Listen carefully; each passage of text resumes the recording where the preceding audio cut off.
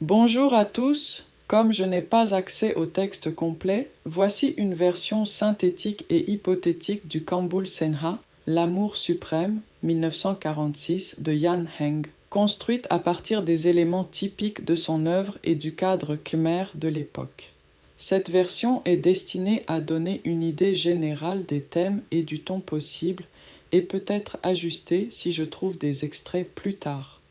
Milieu littéraire khmer des années 1940, période de transition entre tradition orale et écriture moderne avec des résonances bouddhistes et des questions morales ubiquitaires, récits courts ou nouvelles, fortement axés sur la morale et l'éthique, potentiellement au format proche des fables romancées.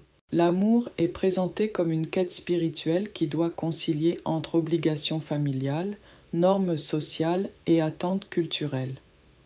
Les choix amoureux ne sont pas seulement personnels, ils révèlent des vertus collectives telles que la loyauté, la compassion et la justice.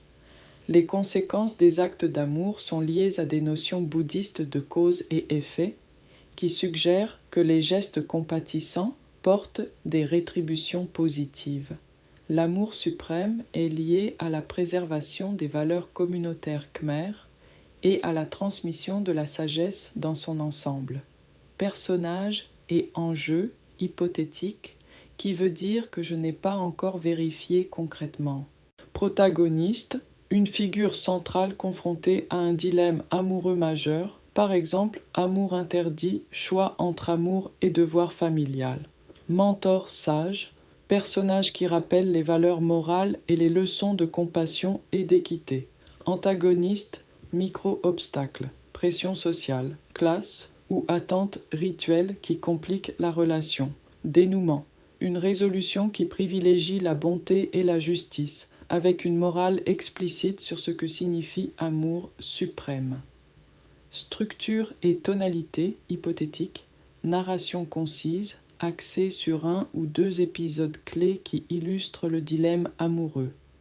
Symbolisme local, éléments de la nature, gestes rituels ou animaux comme porte-voix des leçons morales. Morale finale claire, typique des textes, ils visent à instruire autant qu'à émouvoir. Points à garder dans un coin de votre tête si je compare avec d'autres œuvres de Jan Heng. Le lien avec le thème de l'amour suprême pourrait être une approche spirituelle de l'amour plutôt qu'un simple récit romantique. Si Jan Heng explore la détresse ou les épreuves, comme dans d'autres titres répertoriés, attendez-vous à une tonalité qui mêle tendresse et critique sociale, avec une fin qui réhabilite des valeurs humaines universelles. Tout de suite, Kambul Senha, l'amour suprême. Dans un village au bord du fleuve, où les toits battent au rythme des pluies de saison, deux âmes se cherchent malgré les frontières imposées par les coutumes et les regards. Ils se croisent près du pont en bois, là où ruisselle l'eau quand elle passe sous les pieds des anciens. Lui, fils d'une famille de pêcheurs, nourrit des rêves plus grands que les filets de la journée. Elle, fille d'un artisan, porte sur son corsage les motifs d'une patience ancienne.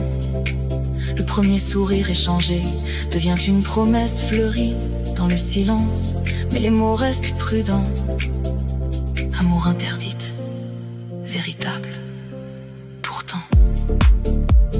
Le dilemme, le maître des rituels rappelle les devoirs, honorer les aïeux, préserver l'honneur du clan, accepter les mariages arrangés. Le cœur hésite entre fidélité et offrir, entre la lettre des lois et l'élan du cœur. Une lettre cachée sous une pierre près du torii de l'ancien temple contient la vérité des sentiments et la raison d'agir avec compassion plutôt que jalousie. Une tempête approche et le village craint les conséquences. Querelle, regard durci, rupture des liens communautaires.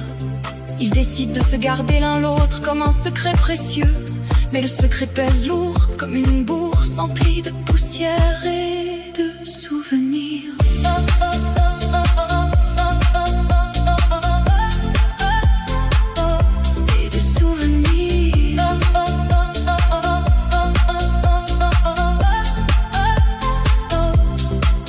marché, ils choisissent de parler à ceux qui savent écouter le cœur sans punir l'aveu.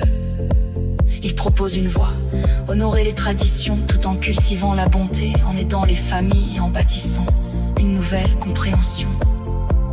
Le village finit par reconnaître que l'amour peut être une merveille pensée qui guide vers l'équité, si elle est accompagnée de gestes justes et de réflexion. Le verdict spirituel, amour suprême, leur amour devient un enseignement, pas une fuite mais une ouverture, la compassion comme loi, la justice comme chemin. Puisse cet amour devenir un exemple qui transforme la communauté, petit à petit, ligne après ligne. Épilogue, la mémoire.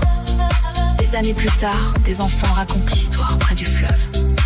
On dit que les deux jeunes ont choisi d'aimer avec prudence et générosité, afin de ne blesser personne et de nourrir tout le monde. Et dans le souffle du vent, on entend encore: l'amour suprême est celui qui grandit en bienfaisance, même quand les obstacles restent.